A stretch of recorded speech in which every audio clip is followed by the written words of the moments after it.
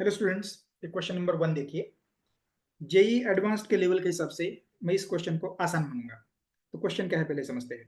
तो यहाँ पे ये जो क्वांटिटी दे रखी है जेड, इसका हमें यूनिट निकालना है। तो सबसे पहले यहाँ पे मैं जेड का फॉर्मूला लिखता हूँ। Z equal to S square into sigma divided by small K. So small K है यहाँ पे thermal conductivity, sigma is electrical conductivity, और जो क्वांटिटी एस दे रखी है दैट इज ईएमएफ प्रोड्यूस्ड पर यूनिट टेम्परेचर डिफरेंस।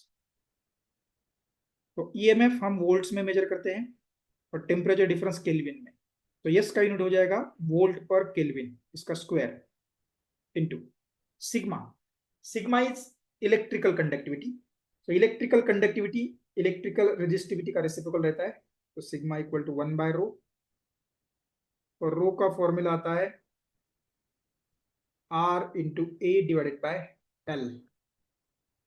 तो 1/r मेजर करेंगे हम ओम में, एरिया मीटर स्क्वायर में, और लेंथ मीटर में। तो ये सिग्मा का यूनिट आता है 1/ओम मीटर। तो ये हम यहाँ पे लिखेंगे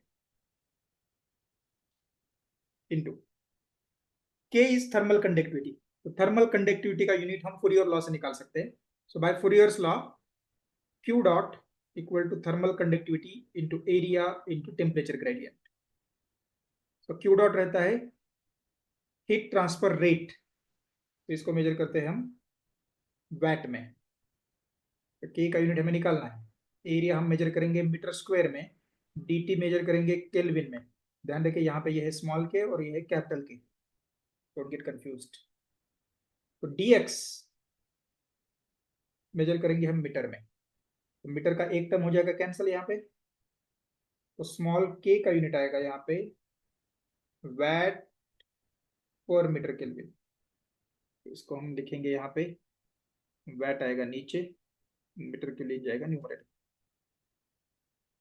अब यहाँ पे देखो, तो कैलकुलेशंस आसान करने के लिए हम क्या करेंगे, ओम और वैट दोनों को वोल्ट में लिखने की कोशिश करेंगे।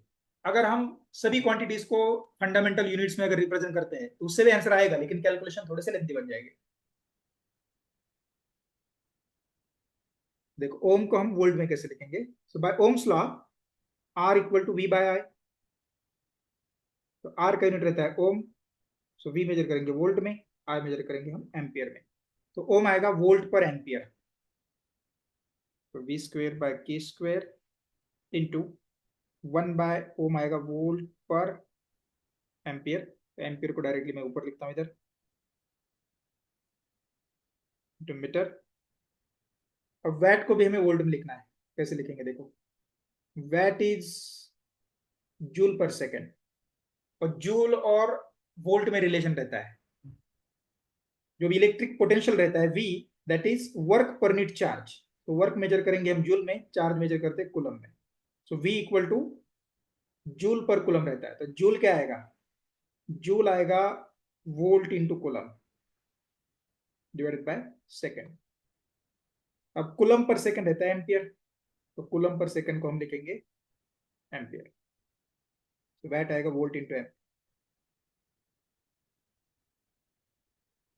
तो metre into kelvin as it is, watt आएगा वोल्ट इंटू एम्पियर। अगर हम आप इस एक्सप्रेशन को देखते हैं तो वी स्क्वायर न्यूमरेटर में है और वी के दो दो टर्म है डिनोमिनेटर में, तो कैंसिल हो जाएंगे। मीटर का टर्म हो जाएगा कैंसिल, एम्पियर एम्पियर कैंसिल, और केल्विन का एक टर्म हो जाएगा कैंसिल। तो सब काट काट छाट करने के बाद बचता क्या है, 1/k। तो इसका आंसर होना चाहिए option B. I hope you understood this solution. Thank you very much.